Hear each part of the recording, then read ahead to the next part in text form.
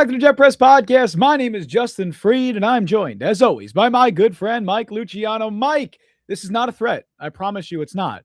But Jets football is back. Today was the first day. Oh, no. Sorry to break it to you. Today was the first day of Jets training camp.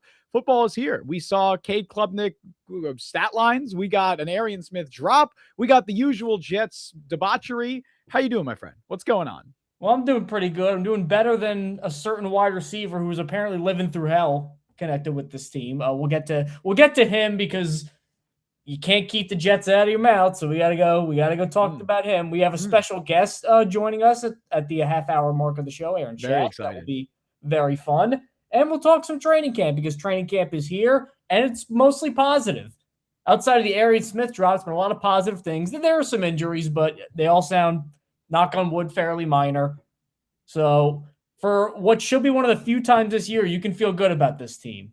You know where to find us, Apple, Spotify, or get your podcast. We are there. And on YouTube, like the stream, subscribing, all those things really do help. Being active in the chat, that all helps boost us up, especially when we're live. If they have an active chat, it supposedly is good for it. So go ahead and do that to support the show. Dude, I don't know if you've noticed. It feels like Jets fans are coming out of the woodwork. I feel like Jets fans have come out of hibernation. I noticed it on Twitter today because it had been a pretty quiet offseason. But well, I think we were talking about this recently about reasons for why it was quiet. Number one, it just was quiet by design. They didn't have a lot of big bombastic moves compared to past years with Rodgers.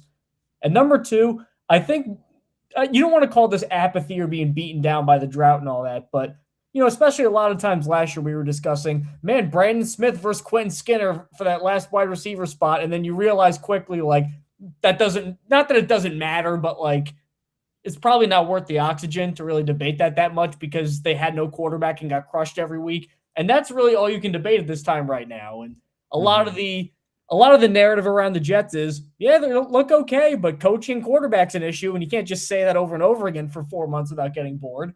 So before we go talk about the quarterback and the coaching, Zachary Berner, thoughts on Darren Muji's presser. We'll get to that. Yeah. But first, we got to go rewind the clock a little bit. Talk about a guy from 2011. Why are we doing that? Because Plaxico Burress just had to open his mouth. And I will say, I liked Plaxico Burress I thought he was a good Jet for when they brought him in and when they brought him in, considering what happened in his life.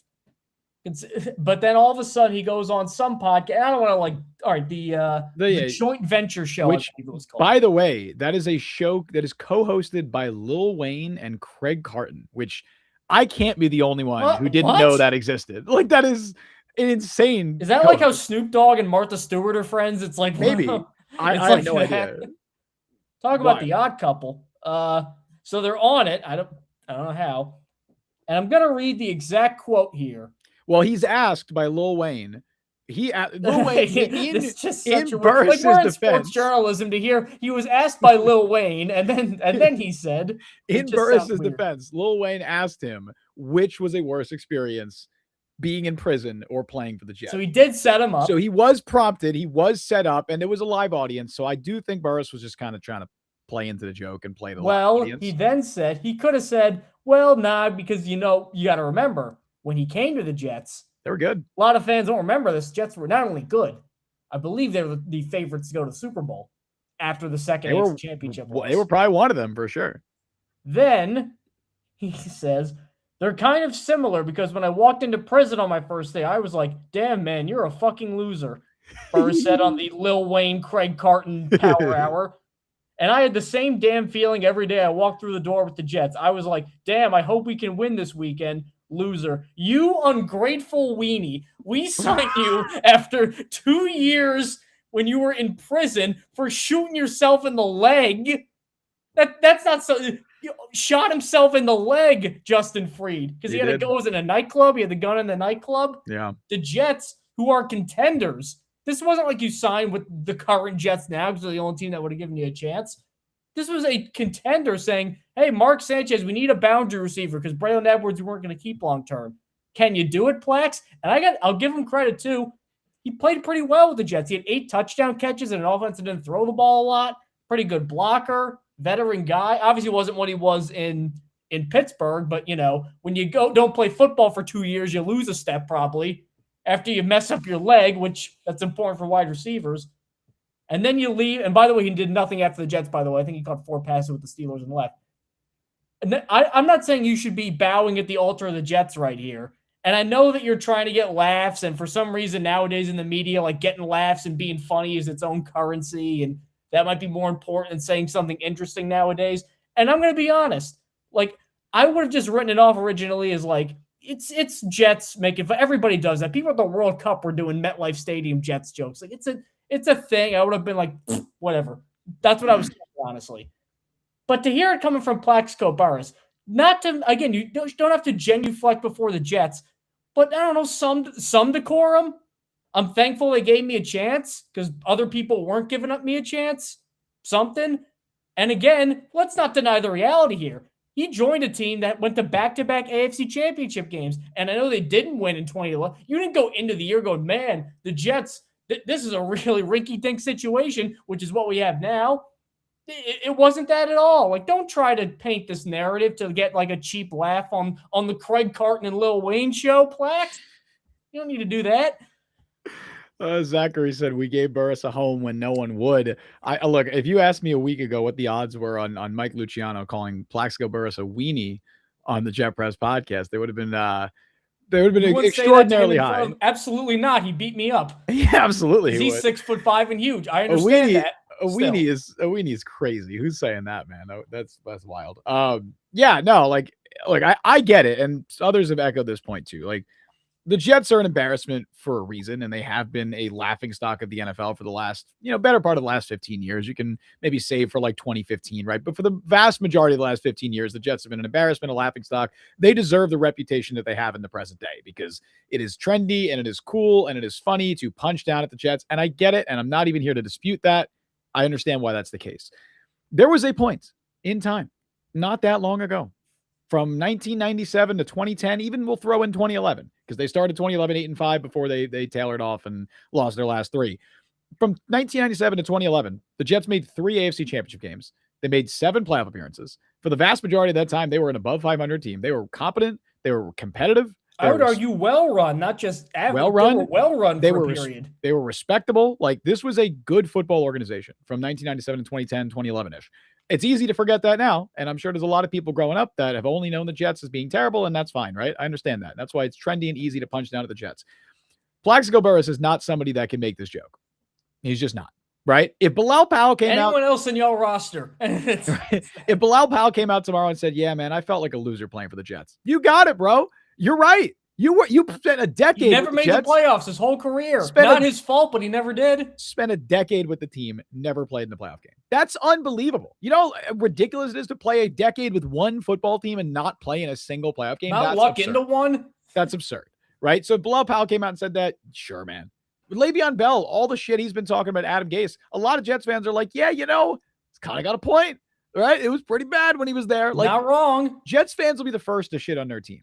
If you were there when the team was good, you can't now take this. Like, I feel like the LOL Jets culture has so invaded the public zeitgeist that it's not even like, even if you're not even following the NFL, you know the Jets are bad. Like, Jets are synonymous with bad. They're synonymous with laughing at them, mocking them, right? So it feels like that. Like, Lil Wayne, I'm sure, is not in tune. I'm not to make assumptions here, but I'm assuming he's not in tune. About respected sports analyst Lil Wayne. I'm assuming he's not in tune with the current state of the New York Jets, and I'm sure he didn't remember off the top of his head what they were like in 2010, 2011, when Burress had gotten there. So maybe I'm sure that was when they started getting bad, was beforehand. Yeah, so I'm sure when he says that, he's just going off the narrative of Jets equals bad, right?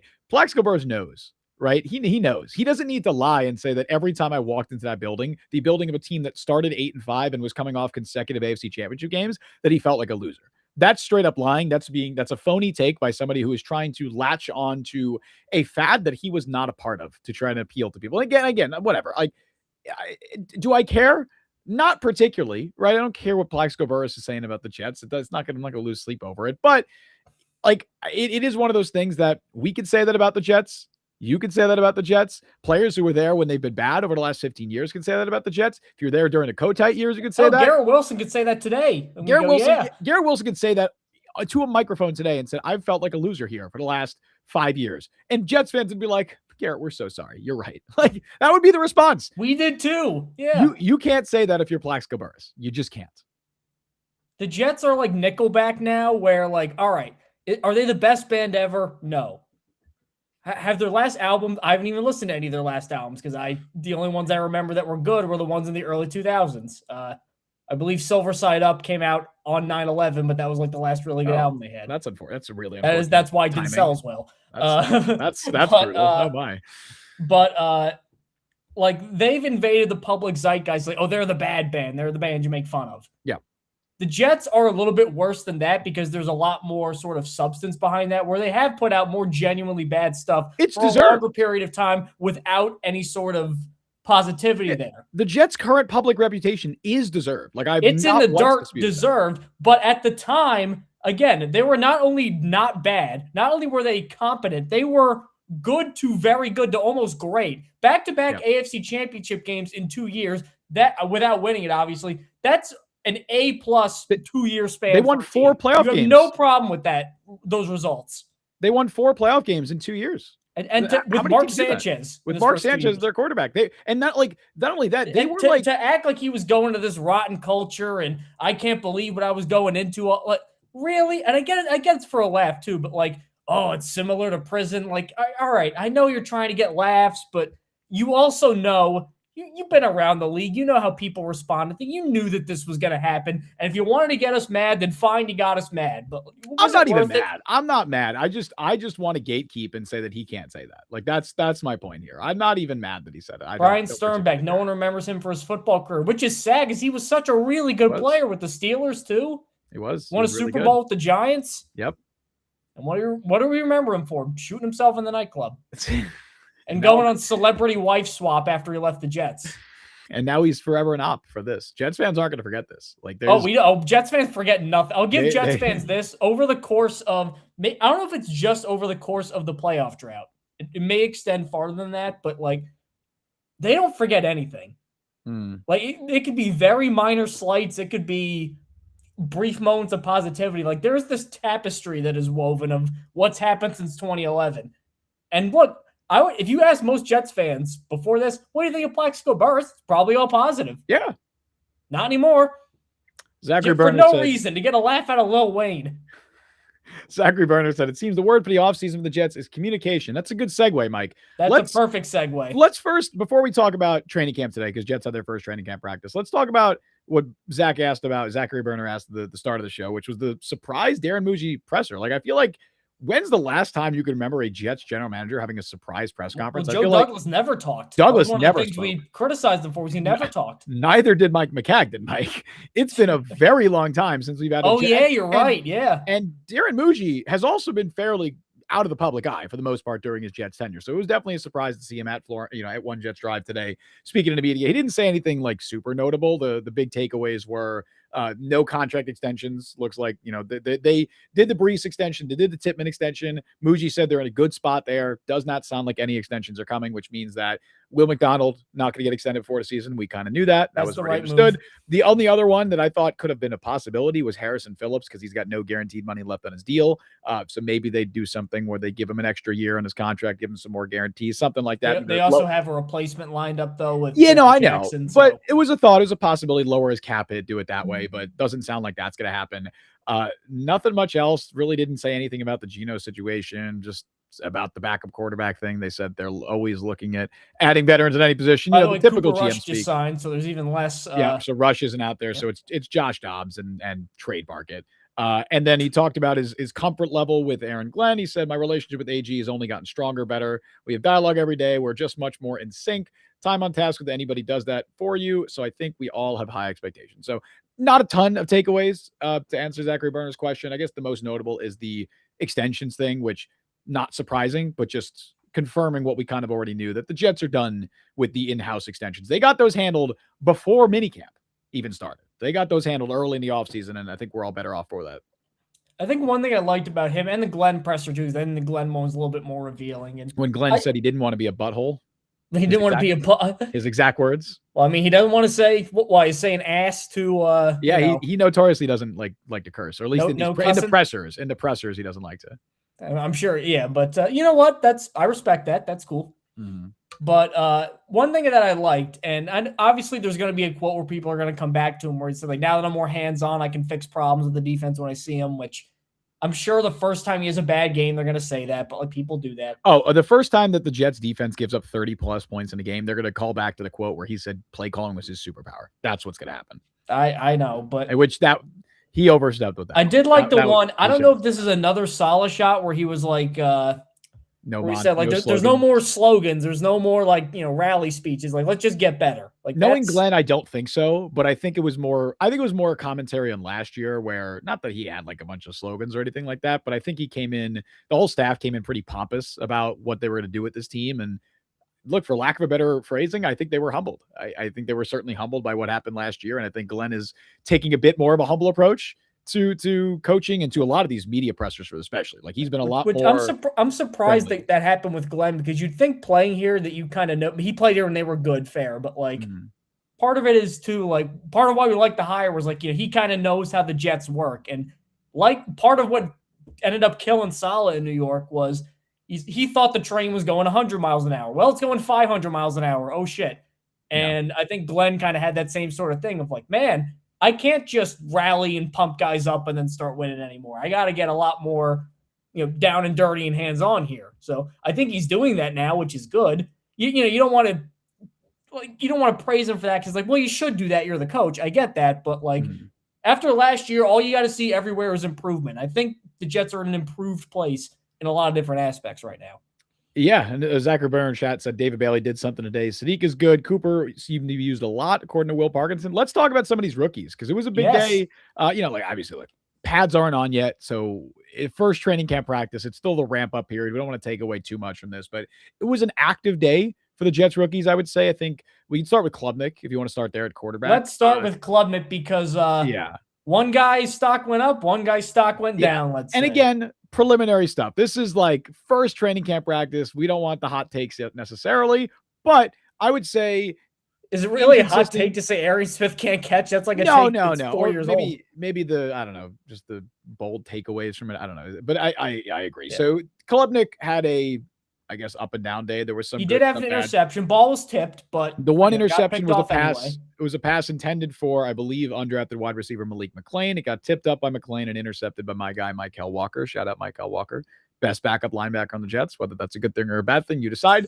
And then the good of it is really, really nice deep ball on a deep post to Aaron Smith. That was unfortunately dropped by accounts of people who were there. I was not there. But by the accounts of people who were there, it sounded like it should have been 6. Probably should have been a touchdown. Smith had a step or two on the guy. Yep. So that implies he was wide open. The step or two is wide open in the NFL. Yeah. But it came off his hands. Unfortunately failed to catch it. There was also, I don't know if you saw this video, Mike, Samini posted it, of the Jets doing like the little wide receiver drills before practice of, little like button hook, and then they kind of whack at you with the pads trying to knock the ball out. Every Jets wide receiver that did that drill, it was at least like, it was probably honestly every receiver on the roster, I think, did that drill. Only one of them dropped it. It was Aaron Smith. So it's like, man, like, I know that's not, that's not the be all end all, but damn, those two things kind of happening back to back. Now, I do think actually Aaron Smith had another catch in practice that I saw someone mention, but you're supposed to do that. Smith. Not great for Smith. Klubnik, up and down day. I know Bailey Zappi had a pass that was almost picked off as well. I forget who knocked that away. But up and down from Klubnik. Again, we've talked about this. He's going to be given every opportunity to win the QB2 job. I think the Jets want him to win the QB2 job. I think if the Jets had it their way, every Jets fan should want that. If the Jets had it their way, he looks great this summer, and they don't have to worry about using an asset to get a veteran in there, and they could trust Klubnik as their backup quarterback. We'll see if it happens. Not much to take away from day one. Some good, some bad. We'll see what happens. Well, because the tough part with training camp, and it's tough for Jets fans sometimes to internalize this, because for so long they've had so much quarterback, I would say, uncertainty, that training camp has just been, let's chart the quarterbacks and whoever, let's see who did this, let's see who did that. There's been a lot of defense won the day tweets that have depressed Jets fans. And it does seem like the defense got slightly the better of the offense today. But again, super limited reps. Day one, no pads. Sample size is so small too. And you do always have to sort of couch any sort of praise here in, unless you're right there, like, you don't know if the ball that got tipped and picked off, was that a great play by a defensive back and it hit Malik McClain's hands and a guy knocked it away. And it's tough too because reporters exactly like every play that looks there. Bad for the offense could be the defense made a great play and you can't really judge it. So you have to sort of. One thing I was encouraged by, now D'Angelo Pons has apparently a calf strain. Aaron Glenn said he's fine, so he's probably going to be out for like a week or two, which, all right, that's fine. Yeah. But of the 3 first-round rookies, David Bailey supposedly got to Geno Smith and forced what almost was an interception with the pressure, which is what you want to see, because he would have had to been working against one of the tackles. So if he beat one of them, that's probably pretty good. There was another play where he got thrown to the ground by Armand Membu, but in typical training camp talk, we're just going to say that means Armand Membu is going to be an all-pro this year. Yeah. So that's and David Bailey also made a stop on a run play, so that's good to see too on the edge. Yep. So good and bad there. Kenyon Sadiq, I was actually very encouraged by because there were a lot of reports of him making a lot of really good blocks. Granted, one of them on Will McDonald, which is very easy to do, but Sadiq's also a smaller tight end. So if he's blocking that well, you like hearing that. A lot of passes I heard were targeting Sadiq too. So I think that's not, they're just going to stick him behind Mason Taylor forever. Mm-hmm. And Omar Cooper is being used, and they said in both the run and pass game. Yep. So that's what I'm encouraged by. I'm not saying just throw all the rookies out there and let them kind of fight it out here, but you want to hear the big name rookies kind of at least showing they belong. And it looks like they all belong so far.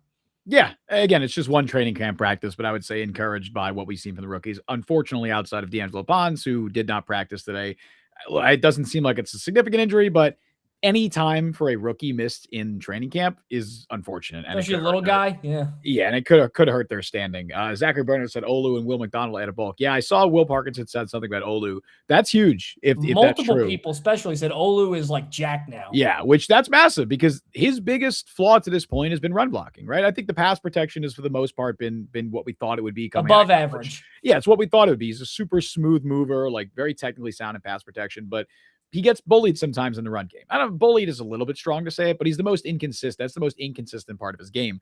And if he adds on that bulk and he adds more mass and weight, like that you would assume would help him as a run blocker, which has been the biggest issue in his game to this point. And it's a critical year 3 for Olu. We've talked about it a lot throughout the summer, but if this Jets offensive line is going to reach the ceiling that we believe they can reach, Fashanu has to take that step from, I would say, average starting left tackle right now, average/inconsistent starting left tackle, to above average, a lot more consistent. Like, I would say he's the 3rd best starter on that offensive line right now. If he gets to where Tippmann was last year or where Tippmann could be this year, you're feeling really good. Like, even if Olu is never a Pro Bowler, All-Pro every year, like an above average left tackle is worth a lot. That's a very valuable piece. He's going to be challenging for 9 figures.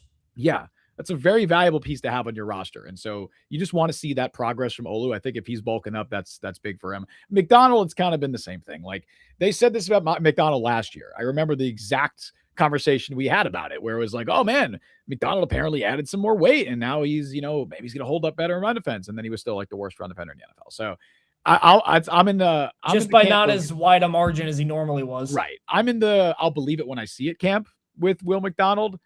Not down on him necessarily, but I feel like after 4 years now, I know what he is as a player, right? I do think pass rush wise, there should be so many more opportunities for him to make an impact this year, because remember that stat going around that the Jets had the lead for what, like 66 minutes? 66 total snaps on total snaps.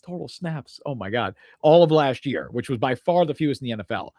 You would assume how many of those came in the Steelers game, I wonder. Right. And you would assume that won't be the case this year. And if that's the case, Will McDonald should have more opportunities to get after the quarterback. And I think he should be primed for a bigger season. But as far as like adding more weight, I don't know. We'll see. I'll wait and see if that actually impacts things. In much the same way about every time, you ever see a team sign a former first-round pick and they always put Ian Rappaport in the notification, will say former first-round pick, and like, all right, that means he's bad if that's what you're leading with. Yeah.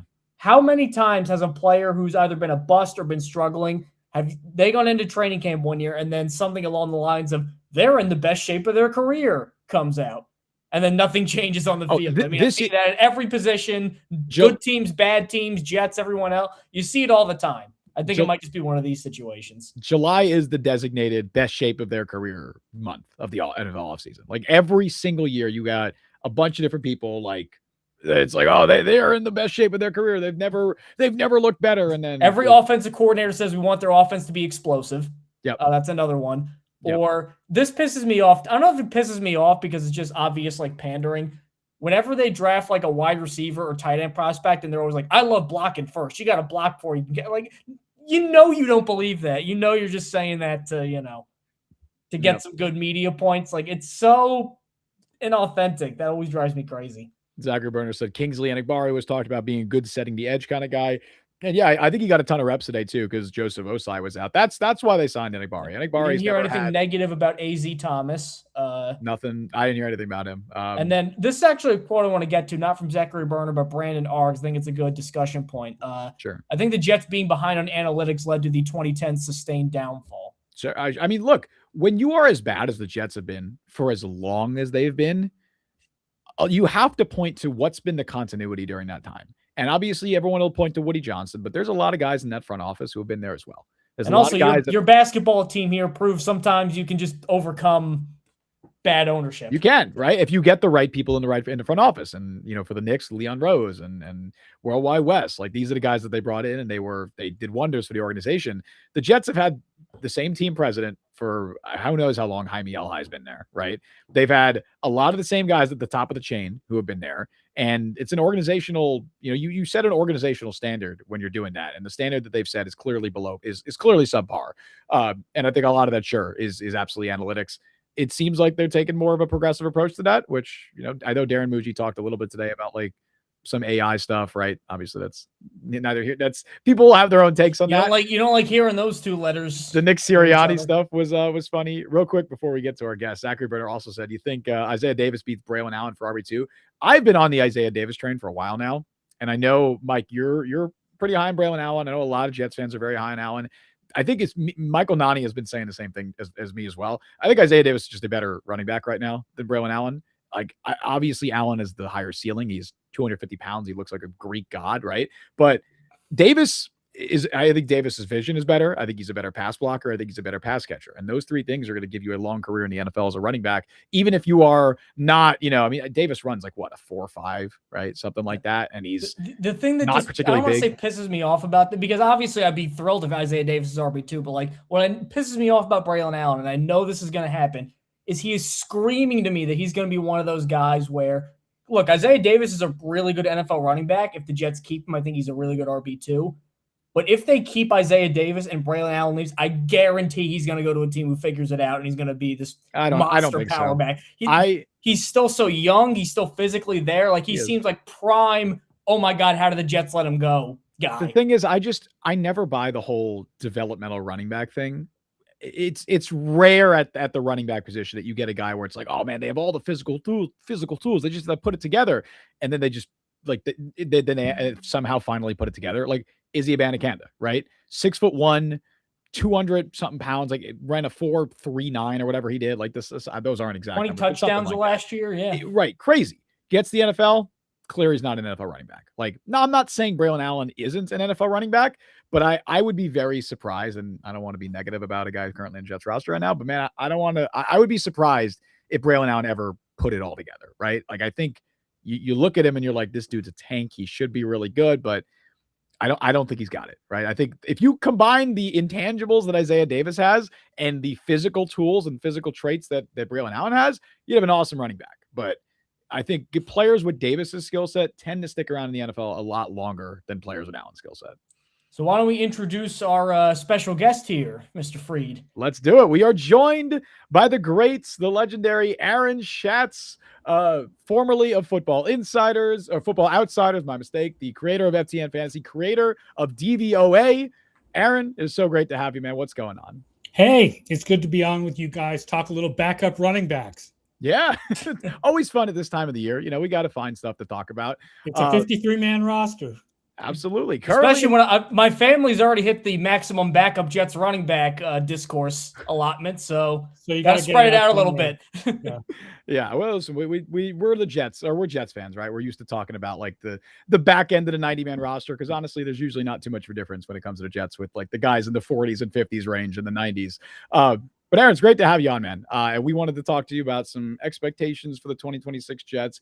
Get your thoughts on what you think this team might be able to do this year, because obviously they go out, they bring in Geno Smith, and Aaron Glenn is back for his second year with the team. And, it's a weird offseason because clearly they had kind of set the stage for wanting to get a young quarterback in Florham Park, and they wanted to draft one at number 2. And in a normal year, you'd probably have a quarterback sitting right there at the 2nd overall pick that you could take. Or if you didn't have that, you'd have a blue chip premium talent player at 2nd overall. And look, no disrespect to David Bailey, they kind of didn't have either of those. It was an unfortunate situation for the Jets, but now they're kind of, some people are already looking ahead to 2027, but they're trying to win games this year. Aaron Glenn needs to win games to save his job. You could argue Darren Muji needs to win some games to save his job. So if you're looking at the totality of this Jets team, the additions they made on defense, the Geno Smith addition, where's your head at with this Jets team? Do you think they could surprise some people? You think they can win?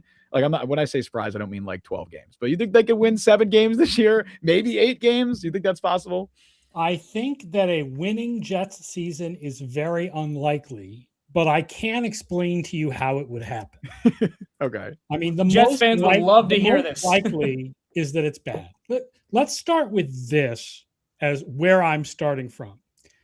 Last year, if you take out special teams and you only look at offense and defense, by DVOA, the Jets would have been the 2nd worst team of the last 50 years. Oh, brutal. Now, who was worse? That's the starting point. The 2005 49ers. Oh, no. That was who actually Alex won Smith's 4 rookie year. games. Oh. They won 4 games by 3 points or less, and then they got clobbered in their other 12 games. Oh, Mike Nolan. Oh, no. Now, you start there, but, okay, first of all, you're not going to have Brady Cook for, 4 games? Yep. That's not longer than that, yeah. It was 4 starts he had. Second of all, the interceptions thing is ridiculous. Okay, anomaly. So the Jets had takeaways on 1.7% of drives last year. That's the only team in NFL history that's below 4.0. Okay, way below. That is 4.0. not going to happen again this year. Not going to happen again this year. They will intercept passes. They will get fumbles. They will get takeaways. It's going to regress. So those 2 changes by themselves make things a little bit better. The defense brought in a bunch of competent guys. When you combine the competent guys with the regression that is coming on takeaways, I think the Jets very realistically can put an average defense on the field. I just think the offense is going to be really bad. I don't think there's any reason to believe that Geno Smith can find his mojo again. But if the Jets were to go like 9-8 or something, or even compete for a wild card, the recipe would start with Geno Smith finds his mojo again. Yeah. Because they've got Garrett Wilson. They've got Cooper and Sadiq, who now normally, this is kind of a little nuts. Normally teams that draft a wide receiver and tight end high actually see their offense take a little bit of a step back and then a step forward in year 2 once those guys have more experience. It doesn't always work that way. But, it doesn't always work that way. So what if those guys play really well? And they've got Hall and they've got the good tackles. So if Geno Smith can play well, then they have an offense. And now all of a sudden you're talking about a team that's reasonable on both sides of the ball. I just think it's not very likely. Do you put some of that on specifically the Frank Reich hire? Because Frank Reich is going to make or break, I think, a lot of this season. Obviously, at his peak, I think, with Philly and with Indianapolis, especially early on, you saw a guy who was really, I think, with it. He was a pretty good play caller. He was a good identifier, I think, of offensive talent. He was a guy that his scheme was fresh enough, especially for the time, where it wasn't just RPO spamming. It was actually pretty efficient, I would say. And then near the end of Indy, it was starting to fade. Carolina, he looked lost, and then he goes to Stanford the year. And granted, it's Stanford, impossible program to win at, but they had a very bad offense. And that was a 1-year, Band-Aid things. They had to fire their coach also. But that offense did not look particularly amazing either. Is Frank Reich one of those Chan Gailey doomed to fail retread hires, or is there still enough left in the tank where he could help Geno reach that next level? God, feels like it, doesn't it? I mean, the answer is we don't know, but it feels like it's a strange hire. I mean, nobody was beating down the door to bring Frank Reich back into the league. This is not hot young guy from the Shanahan tree. So they had that with Tanner Engstrand. Yeah, it feels Kinda, weird. Yeah. This feels strange. And it feels like a strange hire. That being said, most of what was negative for Geno Smith last year, I don't think was about the play caller. I think it was the offensive line play and the wide receiver. They didn't have wide receivers. And then him himself and his decision-making. He throws a lot of very interception-worthy passes. He seems to lose his mind in the red zone for some reason. We talk a lot in analytics about red zone regressing to the mean, but it doesn't seem to for Geno Smith. Like he kind of loses his mind when he gets near the goal line and the field shrinks. So I don't know if a new play caller is going to fix that stuff. I mean, a new offensive line and new receivers help fix some of those stuff, but I don't know whether Geno's own issues, if he doesn't have the arm strength to fit it into the tight windows that he likes anymore, then all of a sudden he's throwing throws he can't throw. And that's the thing. We had Levi Dombro, who's our Raiders expert, on to talk Geno Smith, and obviously Raiders fans got more than enough of their share of Geno football last year. You ask any Raiders fans, they weren't exactly upset when they moved on. But one thing that he specifically mentioned was it didn't look like Geno had the same arm strength on those deep balls anymore, and it seemed like, especially trying to fit it in the tight windows, it seemed like his mind was ahead of where his body was at that point, which. That's the most concerning thing when you're talking about Geno going into 2026. But the positive spin on, if you're a Jets fan trying to talk yourself into maybe Geno Smith could lead us to 8 wins this year, 9 wins this year. You look at what he was dealing with in Vegas, right? And he was a really good quarterback in Seattle. Honestly, perpetually underrated in Seattle. I thought he was undervalued by the time he got to Vegas, and he was a very good player. Volatile at times, but the highs were very high with him. And if you look at the Jets' history of quarterbacks too, if he threw for 3,800 yards this year, that's like a top 5 season in Jets quarterback history. The bar is remarkably low. But if you're trying to put a positive spin on it, you look at Vegas and you say toxic situation, disastrous coaching staff, like fully disastrous. Offensive line fully regressed in every possible way, largely because of that coaching staff. Nothing at wide receiver. Brock Bowers gets hurt. They trade away Jacoby Myers. He's throwing to Jack Besh and Trey Tucker and whoever else is out there, right? I think you were out there for like 2 games. I might have been out there. Tough. You might have been out there. They didn't even give those guys run. They didn't even give Besh that much. We don't really know what Besh is. We don't really know what Dante Thornton is. They didn't really use those guys enough to even really know. It was a really toxic situation. And so you look, and he's also like getting all this flack from the media and the fans are hating on him, right? So it's like you look at all that and you say, well, if he's in a more stable situation, which, look, the Jets haven't been exactly the mantra of a stable situation for a while now, but certainly looks like a better infrastructure on offense, right? The offensive line is a genuine strength, and there's reason to believe it could get even better because they have a lot of young guys that could hopefully continue to progress, like Membu, Fashanu, Titman. I like the Dylan Parham signing. A lot of talent in the skill position group. Now, some of it is young, some of it is unproven, but Garrett Wilson, we know what Garrett Wilson, he's an awesome player. Breece Hall, very good running back, right? At times, I think at times I think Breece leaves you wanting more, but he's still a very good running back, right? Then you got the young skill guys. You got Sadiq, you got Mason Taylor, you got Omar Cooper Jr., you got Adonai Mitchell, right? If 2 of those guys become genuine NFL, like wide receiver 2, tight end 1 type players, that's all you need, right? That's great. And you have the skill guys then. That's how you talk yourself into, okay, well, if Geno's in this more, much more stable situation, even if he's not quite what he was in Seattle, if he is 75% of what he was in Seattle, maybe that's enough for the Jets to be competitive. And maybe that's enough to save Aaron Glenn's job and Darren Muji's job. And I think that was probably the thought process when they went out and made that move the other thought process was, what are the other options we have? They weren't exactly great. Right. But that's the positive. And they made a very valid decision that they were going to get the quarterback next year. I think it's very clear that the Jets are planning to take a quarterback next year. Everyone believes that even if a couple of these prospects fall off, which is what always happens, there will be 2 or 3 top quarterbacks. And the Jets do have 2 picks to work with to trade up to get one of those 2 quarterbacks. So I think everyone feels like that's where they're going. Even if they manage to go 7-10, that's where they're going next year. This is a 1-year thing.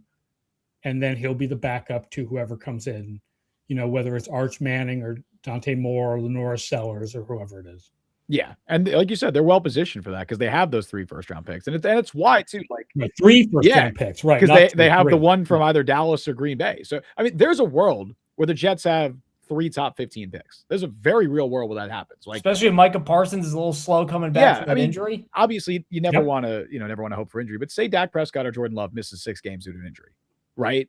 I mean, there's a world where the Colts finish 6-11, right? That totally is possible. Daniel Jones regression, overall organizational regression. AFC South. We like the Colts more than conventional wisdom, but it's possible. Yeah, and then you throw in the Jets. Nobody here is expecting the Jets to be an above 500 team, so we could probably pencil that in as, at best, they're probably winning like eight or so games, right? At best. At worst, they're bottoming out. But we could say the mean is roughly around 5 wins for this Jets team. And then maybe Dallas or Green Bay, one of the two, because you have the higher of the better of those two picks, whichever team is worse. Maybe one of those teams has a regression year, and they let down and they're 8-9. You could have 3 top 15 picks. And I mean, look, there's certainly, like you said, you would assume there's going to be more. This is going to be more than a 1 quarterback class, right? Arch, you assume, would come out. Obviously, there's guys like Dante Moore. There's the Lenora Sellers conversation. There's a guy like Mestamaker, who's now at Oklahoma State. Like, there's a lot of intrigue in this quarterback class. Clearly, they've set themselves up for that. Glenn needs to just hope, like this coaching staff needs to hope, that they can be competitive enough this year and win enough games to sell ownership that they deserve another year, which that remains the conversation with Glenn. It's like, you need to feel good about your coaching staff going into 2027 because you're bringing in a rookie quarterback. You have 3 more first-round picks to make. You have all this young talent. Like, you need the guys on the roster right now to play competitive football so you can earn another year. That's another reason why the Frank Reich thing is weird. Is Frank Reich, are you thinking that's who I want to work with my rookie quarterback in 2027? Because if this year goes well, and not everybody gets fired, then that's who's working with your rookie quarterback in 2027. I think my understanding of how the Reich thing went down, and this was never a direct report, but it's been very strongly hinted at by Jets beat reporters. It sounds like Aaron Glenn wanted to hire Wink Martindale as a defensive coordinator when they moved on from Steve Wilkes, who was an abject disaster with the Jets last year. It sounded like they wanted Martindale, and they brought in like 8 different candidates for interviews, and they were all set to hire Martindale. Every Jets beat reporter was like, this is going to happen. And then all of a sudden it didn't happen. And then they reopened their defensive coordinator search. And they brought in like it might have been just one guy, and it was Brian Duker from Miami, who was like, passing game coordinator, defensive backs coach. And then they hired Duker. Like, all of a sudden, it was like 2 days ago, it was expected to be Martindale. Within 2 days, they're reopening their search, and now they bring in Duker. My guess is Glenn kind of went to Woody with this plan of like, hey, I want to, would pay big money to bring in Martindale to be our defensive coordinator, and he's the play caller. And I don't think Woody particularly liked the fact that he was paying Glenn all this money, and he's like, you're the defensive guy. And I think Woody kind of stepped in, and there was like, you're the one that's going to be calling defensive plays. And I think once they made that decision, then there was like, okay, if I'm calling defensive plays, we want more of like a head coach of the offense to run the offense, which is why they decided to demote Tanner Engstrand. He could have stayed on in a lesser role. Don't blame him for wanting out, because I don't even think he was that bad last year. And that's when they're like, all right, who can we bring in as a head coach of the offense? And then they land on Frank Reich. That's my understanding of how that went down. And if you're looking for a head coach of the offense, I get why you'd go with the experienced guy who has head coach experience in Reich, but it's certainly not an appealing like play caller option, just given his recent history. I think that's how that whole thing went down, though. That's my understanding of it. Well, we'll see what happens after this year. I mean, obviously, there is the feeling like, well, if they go 3-14, they'll fire everyone, they'll clear house, they'll bring someone in, that person gets to work with. At that point, you definitely have a quarterback, because if you're 3-14 or whatever, now you're picking first or second. So, we'll see what happens. But there's hope. It's just not a lot of hope. It's more hope than I think. Story of the Jets. There's hope. Put that on my tombstone. Yeah. Yeah. I mean, they're currently on a run by DVOA that's basically like the second worst offensive run. Fun. Awesome. There's a table in the Chicago chapter of the new book of the Football Almanac that talks about the worst like consecutive year runs of offense. And I think the Jets are like the second worst run. Awesome. They've been below average every year for like 50. There was the year that Ryan Fitzpatrick was good, and they were just almost average. They were below average that year, even when with Fitzpatrick threw 4,000 yards. The opponent adjustments and whatever in the current version of DVOA, they still come in below average. And I remember that was the criticism that year. Every other year, easy schedule, and Fitzpatrick just beat up on a very easy schedule. That was Brandon Marshall, 1,500 yards or whatever he had. Fitzpatrick threw for 4,000 or just under 4,000. Wow. I actually, not to monopolize this, Mike. You can get a question. I have a DVOA related question. Okay. Well, I was going to ask a DVOA question about Glenn specifically. Oh, you got it then. Specifically, kind of what you thought about him in Detroit, because he was never a guy where, like, the raw numbers, like in terms of just yards per game, points per game, they were never great for him. And early on, it kind of got excused because he was working with nothing, just talent wise, and then gradually, as the talent got better, he got better. He never was like a top 5 dominant guy, but I mean, his cornerback rooms were always being put together with spit and duct tape. He never really had depth there. Injuries at the end. Yeah. Where are your thoughts on him, especially now that he's going to sort of take over play calling here? Is he a guy who you think can, we're asking for like top 20 kind of in the middle. Can he do that? Or is he a guy who maybe he got hot in the last year and a half in Detroit because of talent, and he's just not really that great of a defensive mind? Right. He had the one great year, right? 2024. 2024, they ranked 5th despite leading the league in defensive injuries. That is a great, great year. The year before that, they were 13th, and before that, they were bad.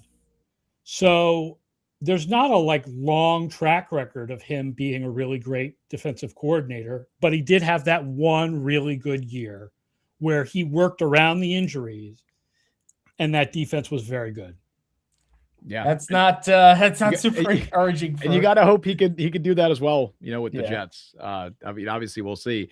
My DVOA related question was going to be, if there's one thing, like the Jets were a tough watch last year. Obviously, if you win 3 games and you're tanking, outright tanking the last month of the season, that's not going to be pretty. There was one thing though. There was one calling card that they had, and it was special teams.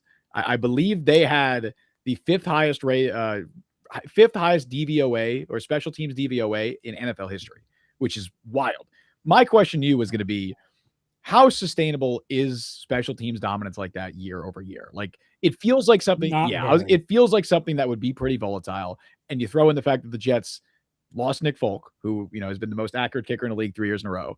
And they now have Jason Sanders, who didn't kick last year, and Cade York, who's not good, right? Now, they have Austin McNamara back, and he was great last year, and there's no reason he should be bad. And Kene Nwangwu has been a great kick returner throughout his career when he's been healthy, when he has 2 working hamstrings. Isaiah Williams was a revelation last season, but he's back. And they have returned the majority of their guys who played regular special team snaps. But how likely is it that maybe not top 5 ever again, but do you think it's likely that they have a very good special teams unit again, or is it kind of just potluck? No, I mean, they're our number 1 projection for special teams, but that's like a 5th as good as it was last year. That's special teams projections are very close to average because there's such a wide range of possibilities, even after a season like what the Jets did last year. Now, the good news is punter and returns are the most consistent from year to year part of special teams. I know Nick Folk's been the most accurate for 3 straight years, but that does not usually happen. Usually accuracy for kickers goes up and down wildly because of the small sample size.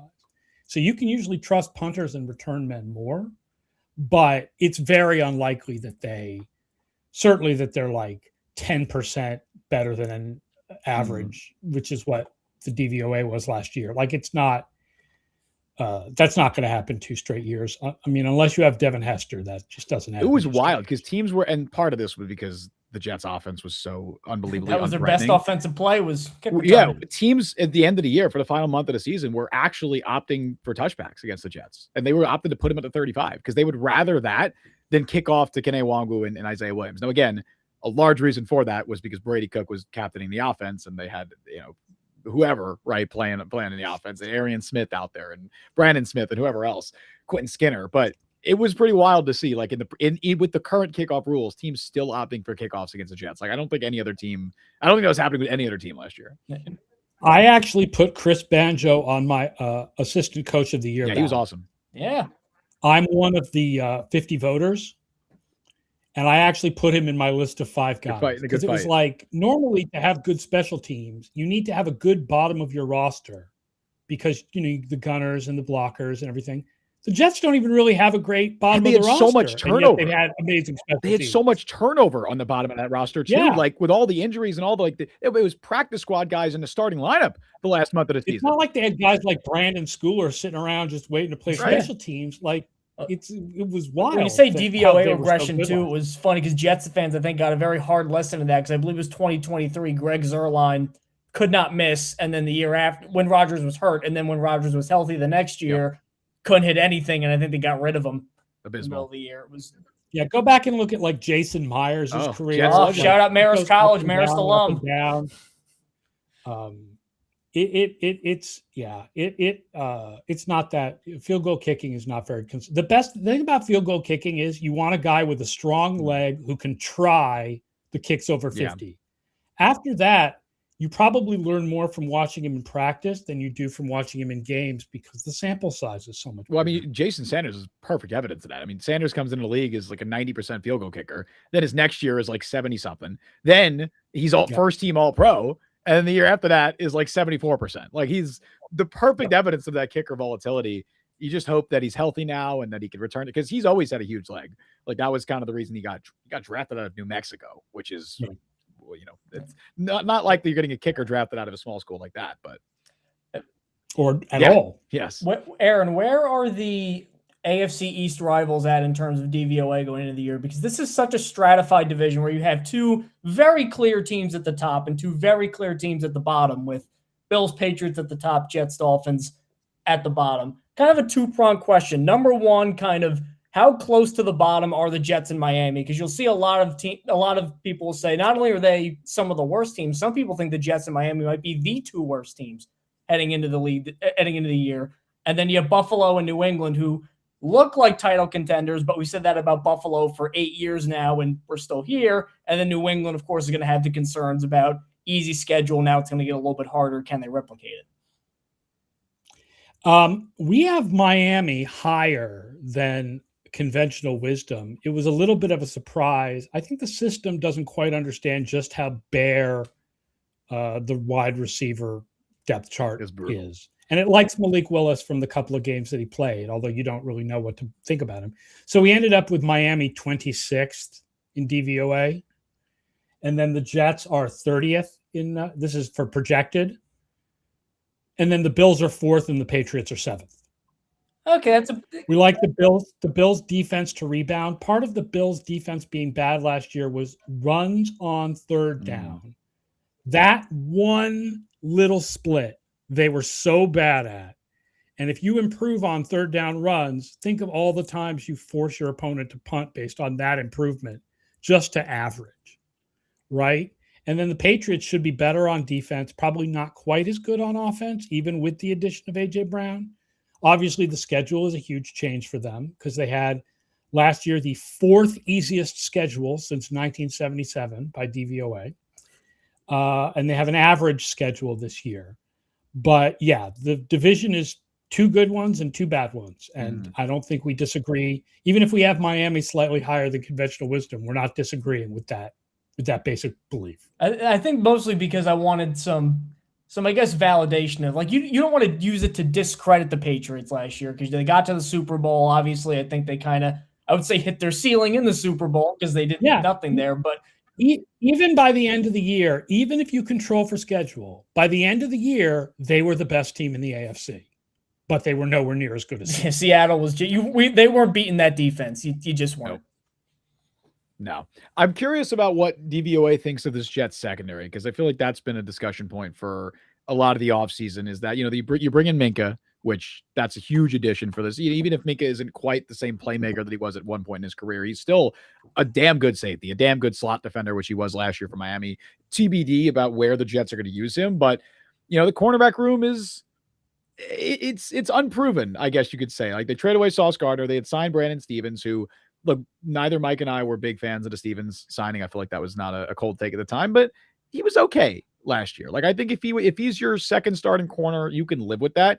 Right now, he's their number 1 corner. That's not good. He did allow 8 touchdowns last year, and of course had no interceptions because no player on the Jets recorded an interception. I think on a snap-to-snap basis, he was okay, and he at least provides a solid foundation in run support, and he's a good tackler, which is kind of a theme for this Jets cornerback room. But you have him, you got Deshaun Wright, who obviously had the breakout year last year, but was very, very volatile in coverage on a snap-to-snap basis.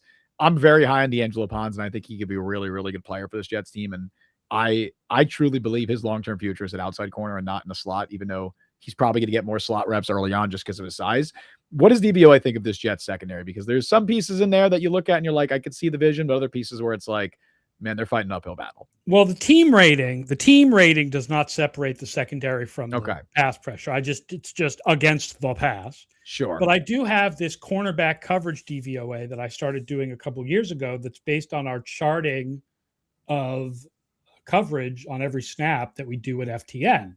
Now, the problem is that like every single measure of defensive back quality, it is totally inconsistent from year to year. Yeah. So I can tell you that everyone last year for the Jets comes out bad. Oh, yeah. Oh, we could tell you that. Rashawn Wright comes out good. But I don't know if that'll happen this year. I mean, listen, Brandon Stevens has never really had good numbers. So if he does this year, that'll be a first. But Wright was good last year, but I don't know. And I don't know Pons. I'm not a scout. I don't really usually know much about rookies coming in until I see them play in the NFL. Mm-hmm. Minka can still play. But yeah, the Jets defensive backs didn't rate well last year. Yeah. I mean, part of it is also you got practice squad guys, but like, I feel like so many of the numbers are skewed for the final month and a half, 2 months of the season where like the defense was it was nobody. It was complete bare bones. Like there was nobody and they gave up. And the edge group was just put a bunch of names out there and play Jets cornerback or Dolphins cornerback. Right. Duck. Jets cornerback? Yeah. Or Dolphins cornerback. Ethan Bonner. That Dolphins, it's complete side note. That Dolphins cornerback room going into last year was possibly the worst position group I can ever. Maybe honestly, it's rivaled by this year's Dolphins wide receiver group, which is just as abysmal. But I thought they actually overachieved the corners last year. That's a complete side note. Yeah. So their defense, we have their defense projected 31st for this year. So yeah. Yeah. I mean, Jets defense should be a lot better than the Miami defense.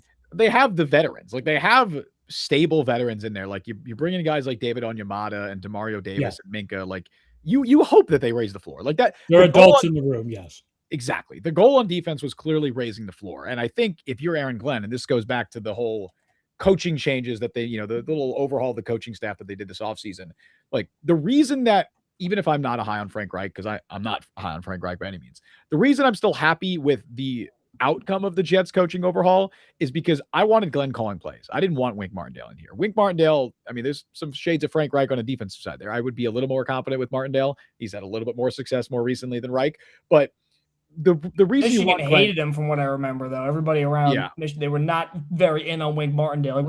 Although Michigan fan, my cousin is a Michigan fan, man. Those guys are tough. But the reason you want Glenn calling plays is because it gives you a definitive data point to evaluate him as a coach. And that's what you want. Like last year, the Jets won 3 games. And by all accounts, he didn't lose the locker room. By all accounts, players still believe in him. And you could point to that. And really all you had was, I mean, they made a couple of signings in the offseason like Brandon Stevens, but they really didn't do a lot. Like really all you had was just in-game management because Steve Wilkes was the fall guy for the defense and deservedly so. He was the guy calling plays and it was a disaster. It was awful. Now, if the defense is good this year, it's Aaron Glenn. If the defense is bad this year, it's also Aaron Glenn. And I think that's probably why Glenn and the Jets made a lot of floor raising moves on defense because Glenn knows he's being judged on the performance of the defense this year. So he wanted to, if he's going down, he wants to go down with the ship. He wants to bring in his guys. He wants to bring in Demario Davis and David Onyemata, who he worked with in New Orleans. He's bringing in Minka. Like he's bringing guys who not only has familiarity with, but guys who could be those floor raisers, the veterans in that room that he could lean on to, Minka could be there as a bit of a mentor to guys like D'Angelo Pons and Azaria Thomas and Malachi Moore and David Onyemata and Harrison Phillips can be that for Juwan Briggs and for Darrell Jackson Jr. and Tavondre Sweat is another big addition that they made. Like, I think that was kind of the thought process behind bringing in those floor raisers on defense because Glenn knows he's being judged by the performance of defense this year. They will have a passable defense this year and they will have at least 8 interceptions. Hey, it's more than 0. It's like infinitely more than 0. It's literally infinitely more than 0. That's not even regression to the mean. Normally, you expect roughly 20% of passes defensed to turn into interceptions. If that had happened for the Jets last year, they would have had 10 to 12 interceptions. Yeah. My I do think there'll be regression. I think part of it also is like, you look at someone like Brandon Stevens, never been a guy that has good ball skills. Never been a guy that can get his head turned around and make plays. There are such a thing as ball skills. It's not totally random, but Nashawn Wright's got him. Minka, as for the most of his career, had him. Not allegedly still has him. D'Angelo Pond's got him. Azaria Thomas, not so much. But I think part of it also is you went into last year with Sauce Gardner and Brandon Stevens as your starting corners. And then, your safety room was really bad as well. You're not going to get a lot of interceptions with that. Pass rush was bad and your coordinator stunk. And yeah, it was a perfect combination for the stinker that we got last year. But I hope for that positive regression. I think if Jets fans get 8 interceptions this year, they are doing backflips, because that is You didn't think the pass rush would be bad. The Jets had a top 10 pass rush the year before last year. Well, part of it was some injuries. Jermaine Johnson also just collapsed. Yeah, Jermaine Johnson was also just a shell of what he was post injury. It's hard to get pressure when you're playing. You don't play with the lead. Like, that was a big thing for someone like Will McDonald. Like, yeah, but I mean, when did the Jets play with the lead the year more before? than this past year? There was a stat going around. More. There was a stat going around. The Jets played with the lead, had a lead on offense for 66 total snaps all of last year. That's unbelievable. I think the Seahawks had 800, by the way, for comparison. That's unbelievable. Yeah. Like 66. So with that, I think we're on a call time. Thank you so much, Aaron Schatz. This was a great discussion. FTN, DVOA, kind of godfather here. As you can see right there, go and check out that football almanac right there, because if you care even a little bit about football stats, that is sacred scripture right there to go and check out. Please. It's at ftnfantasy.com/almanac, and you can read a sample chapter. It's not the Jets, it's the Colts. And I'm not going to tell you to buy the book because we say lots of great things about the Jets, because we don't. But it does preview all 32 teams and goes really in depth. Which is good enough to buy it anyway. From Aaron Schatz, the man who helped me win a family argument using data about Scott Mitchell, because my dad said Scott Mitchell was like the worst quarterback ever. And I said, well, 95, he had that year. You had a couple of good years. Forever, you are royalty in the Luciano household. So I love it. Yeah, I will vouch for FTN Fantasy as well. I was a subscriber last year. I used a lot of their stats. I'm definitely subscribing again this year. If you read our articles in the Jet Press, you've seen us cite FTN Fantasy. They do amazing work. And yep, and you also definitely do check out the site with all the stats. We update all the charting throughout the year, all the DVOA stuff, including for charting categories. You want to find out what a guy does in man coverage. That's DVOA and man coverage for some team. That's updated during the year. And, of course, also fantasy projections. And Jeff Radcliffe is an award-winning fantasy projections guy, so he'll help you win your fantasy league. That's that, Mike, that I was throwing around last year about the Jets blitzing at like the something highest rate and then getting the 31st ranked pressure rate on blitzes. That was from FTN Fantasy. So you listeners of the Jet Press podcast have already heard that. But thank you so much, Aaron. Much appreciated. You are the man. We appreciate having you on. And, hopefully if we do this again, we're talking more positive things about the Jets. We'll see a Jets playoff. The shocking season. Hey, look, no one thought the Patriots were going 14-3 last year, man. So, hey, the Jets could go 14-3. It's possible. You heard it. Aaron said it. There it is. It's possible. Thanks for coming on. All right, bye, guys. Appreciate it. Oh, that was great.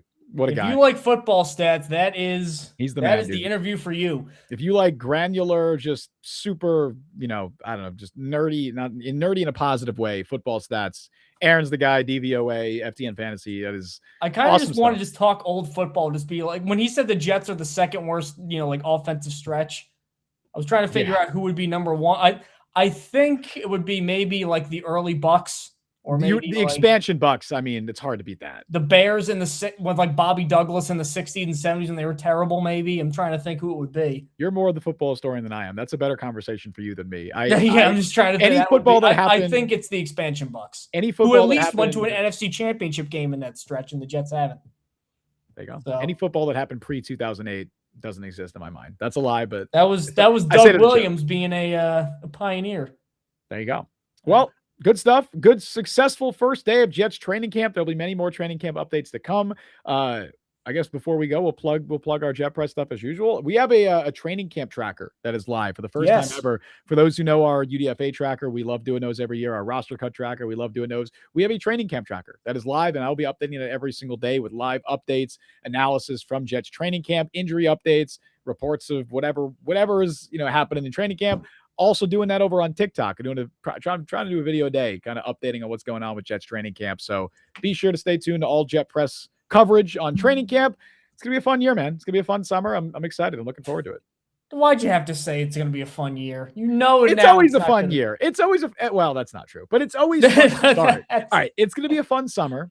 No, that's not even the true. last 2 years have been just like if we weren't Jets fans who like had the best jobs and do that, like would just feel like such punches in the nards in terms of enjoyment. They've still felt like that, but listen, man, they've won 8 games, Justin. I know, but listen.